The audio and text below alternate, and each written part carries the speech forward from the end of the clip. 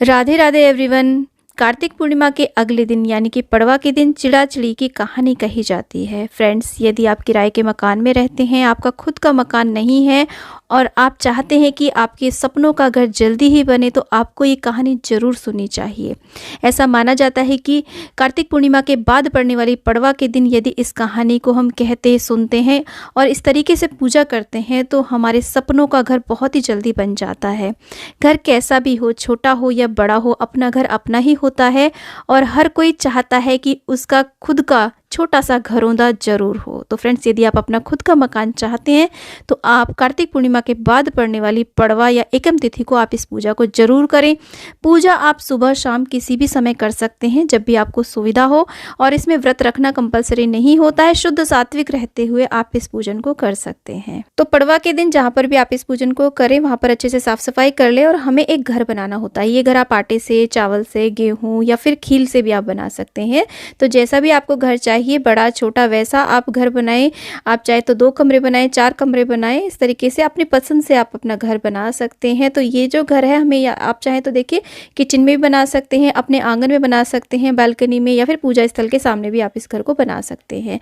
तो अपनी पसंद से आप घर बनाएं। घर बनाते समय हमें ध्यान रखना है कि जो कमरे हम बनाएंगे उनके अंदर हमें गेट ज़रूर रखना है, दरवाजे ज़रूर रखने हैं। तो हमने देखिए स्टार्टिंग में ही बड़ा सा हॉल बना लिया है, बाकी सब कमरे, किचन और बाथरूम वगैरह बना लिए हैं। सारी चीज़ें हम बनाने के बाद में ऐसे यहाँ पर देखिए जो हमने बीच में खुला स्पेस रखा है वहाँ पर हम ऐसे स्वास्तिक बना लेंगे। स्वास्तिक जो होता है बहुत ही शुभता का प्रतीक होता है और हमारे घर में सदैव धन, लक्ष्मी और अन्न धन की बरकत बनी रहे, इसलिए हम सबसे पहले यहाँ पे स्वास्तिक बना रहे हैं। अष्टगंध चंदन से मैं स्वास्तिक बना रही हूँ, आप रोली से भी बना सकते हैं।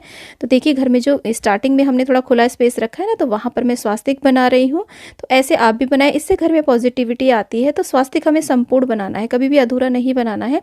उसके बाद में जितने भी हमने यहाँ पे कमरे बनाए हैं उन सभी में हम ऐसे अष्टगंध चंदन से यहाँ पर टीका कर देंगे। तो ये बहुत ही शुभ रहता है, पॉजिटिविटी आती है, घर में बहुत ही ज़्यादा पॉजिटिव वाइब्रेशंस आती हैं। तो यहाँ पर देखिए इसके भी हम ऐसे दरवाजे बना देंगे। घर के आंगन में देखिए मैं ऐसी छोटी सी तुलसी मैया रख रही हूँ, आप चाहे तो लगा सकते हैं, नहीं तो आप स्किप भी कर सकते हैं। तो छोटे से गमले में मैंने तुलसी मैया लगा करके ऐसे आंगन में रख दी है। तो ये बहुत ही शुभ रहता है। उसके बाद में हमें चिड़ाचिड़ी बनाने होते हैं। तो गुंदा हुआ आटा हम लेते हैं, आटे के अंदर हमें नमक नहीं डालना है। थोड़े बड़े साइज़ का हम चिड़ा बनाते हैं, थोड़े छोटे साइज़ के हम चिड़ी बनाते हैं। तो हमें पक्षी जैसे आकार की एक आकृति बना लेनी है। ऐसा नहीं है कि बहुत ज़्यादा हमें इसमें शेप देनी है, बस वो चिड़िया जैसा लगना चाहिए। तो चिड़ा चिड़ी हम बना लेंगे। देखिए यदि आपने कार्तिक स्नान किया है तो कार्तिक स्नान हमारा तभी पूर्ण माना जाता है जब हम कार्तिक पूर्णिमा के बाद पड़ने वाली पड़वा को इस कहानी को कहते हैं, तभी हमारा ये व्रत संकल्प पूर्ण माना जाता है। अगर कार्तिक स्नान नहीं भी किया है तो भी आप इस पूजन को जरूर करें, बहुत ही शुभ रहता है। तो देखिए हमने चिड़ा चिड़ी बना लिए हैं। इसके बाद में हम चिड़ा चिड़ी का पूजन करेंगे, उन्हें हम टीका करेंगे चंदन से और रोली से तिलक कर देंगे और यहाँ पर अक्षत आदि अर्पित कर देंगे। और तुलसी मैया का भी हम साथ में टीका करेंगे, उनका भी हम पूजन करेंगे, साथ ही साथ में अक्षत अर्पित कर देंगे और यहाँ पर वस्त्र रूपी कलावा अर्पित कर देंगे।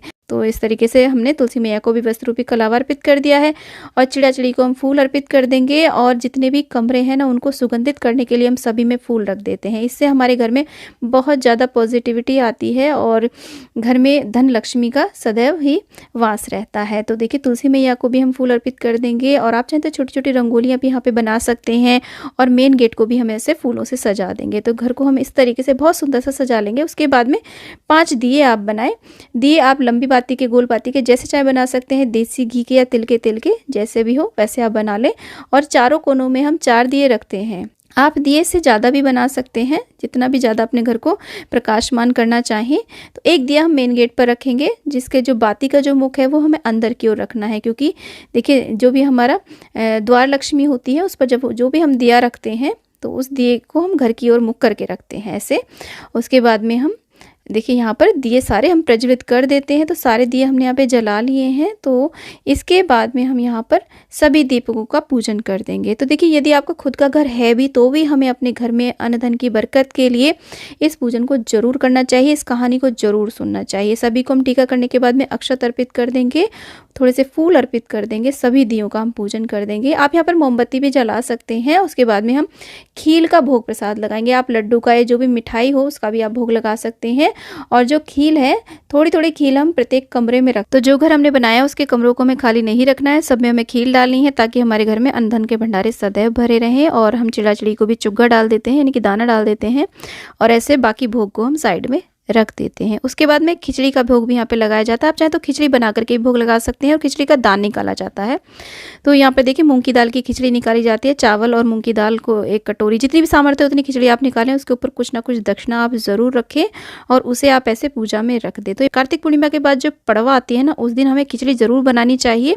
शुद्ध देसी घी में खिचड़ी बना करके आप अपने ठाकुर जी को भोग जरूर लगाएं, मौसमी सब्जियाँ उसमें डालें, और उसके साथ में अचार का भोग जरूर लगाना है ठाकुर जी को, अपने लड्डू गोपाल जी को।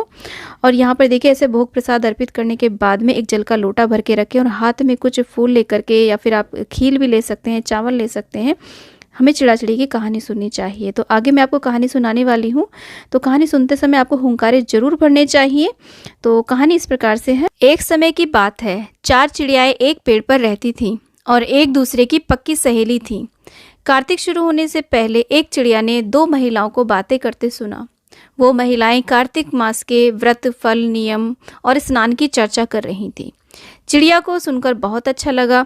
उसने अपनी सहेलियों को कार्तिक स्नान के लिए तैयार कर लिया। अब चारों चिड़ियाएं गंगा जी के किनारे एक पेड़ पर रहने लगी। गंगा जी में नहाती, पूजन और व्रत करती। ऐसे ही पूरा कार्तिक का महीना बीत गया।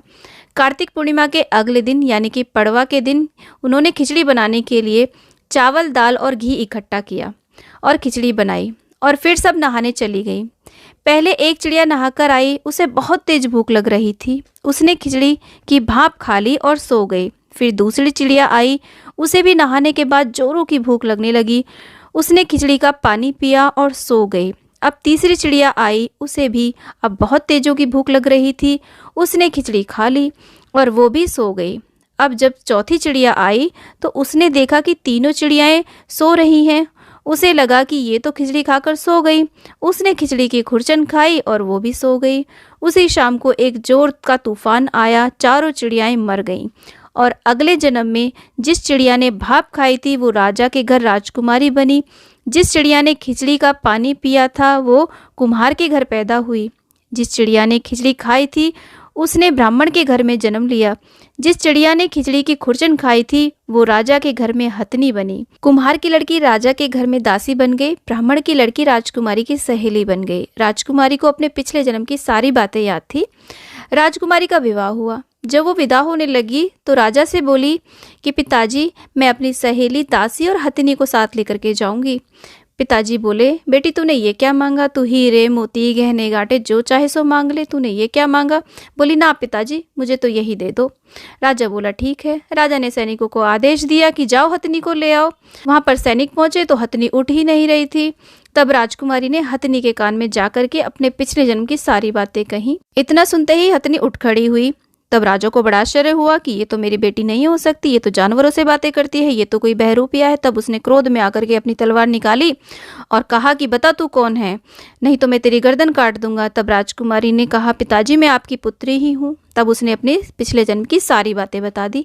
राजा बोला कि कार्तिक नहाने का इतना फल होता है कि चिड़िया को भी मनुष्य की योनि मिल जाए, तो हम भी इस वर्ष से जोड़े से कार्तिक स्नान करेंगे, खूब दान पुण्य करेंगे। राजा और रानी ने दोनों ने जोड़े से कार्तिक स्नान किया, जिसके फलस्वरूप इस लोक के सुखों को भोगने के बाद में अंत में उन्हें वैकुंठ धाम की प्राप्ति हुई। हे ठाकुर जी महाराज, जैसे आपने चिड़ियाओं को दिया, जैसे आपने राजा रानी को दिया, जैसे राजकुमारी को दिया, वैसे सबको देना। कहानी कहते सुनते हुंकारा भरने वाले सबके ऊपर अपनी कृपा बनाए रखना। तो बोलिए विष्णु भगवान की जय, माता तुलसी की जय। तो ऐसे जब हमारी कथा संपूर्ण हो जाती है तो जो हाथ में फूल लिए ना, थोड़े से तो हम जल के लोटे में डाल देंगे और थोड़ा सा हम ऐसे तुलसी मैया के पास पूजा में छोड़ देंगे और अपने घर के लिए प्रार्थना करेंगे। यदि घर नहीं है तो ईश्वर की कृपा से हमें घर बन जाए हमारा, और हमारे अगर छोटा घर है तो बड़ा हो जाए, और अगर हमारे पास खूब अच्छा सा घर है तो हमारे घर में सदैव सुख समृद्धि बनी रहे। तो जल का हंसते हम छींटा दे देते हैं सारे घर के ऊपर। और इसके बाद में देखिए, जो अगर आपने कथा सुबह के समय सुनी है तो आप इसे सूर्य को अर्घ्य दे सकते हैं, जो जल का लोटा है। शाम को सुनिए तो चंद्रमा को अर्घ्य दे सकते हैं, किसी पौधे में आप सींच सकते हैं। तो पूजन के बाद में जो भी खिचड़ी आपने यहाँ पर निकाली है ना, इसे हमें दान देना होता है, दक्षिणा सहित हमें दान देना होता है। तो इसमें और ज़्यादा खिचड़ी मिला करके भी आप दान दे दें, ताकि किसी परिवार का एक समय का भरण पोषण हो जाए। और जो भी प्रसाद हमने यहाँ पे अर्पित किया उसे आप बांट सकते हैं। और यहाँ पर देखिए जो चिड़ा चिड़ी बनाए हैं और बाकी सारे आटे को इकट्ठा करके आप चाहें तो गौ माता को, चिड़ियाओं को या फिर मछलियों को भी आप छोटी छोटी गोलियां बना करके दे सकते हैं। और दियों को आप उठा करके ऐसे पूजा को उठा सकते हैं। यदि आपने सुबह पूजा करी तो शाम को आप इस पूजा को उठा सकते हैं। अगर शाम को करिए तो अगले दिन सुबह को आप इस पूजा को उठा सकते हैं। अगर आपने पूजा में तुलसी का छोटा सा पौधा रखा है तो उसे आप यथास्थान रख दें। और तुलसी की टहनियाँ लगा करके आपने पौधा बनाया तो उन्हें आप चाय में प्रसाद के रूप में ग्रहण कर सकते हैं। तो फ्रेंड्स, उम्मीद करती हूँ कि ये वीडियो आपके लिए बहुत ही यूजफुल रहा होगा। वीडियो थोड़ा भी यूजफुल लगा है तो प्लीज़ वीडियो को लाइक शेयर, चैनल को जरूर सब्सक्राइब करें और कमेंट बॉक्स में कार्तिक के राय दामोदर की जय आप अवश्य लिखें, विष्णु भगवान की जय आप अवश्य लिखें। तो मिलते हैं एक और वीडियो के साथ, तब तक के लिए हरे कृष्णा, राधे राधे, जय विष्णु भगवान, जय तुलसी मैया, जय कार्तिक के राय दामोदर।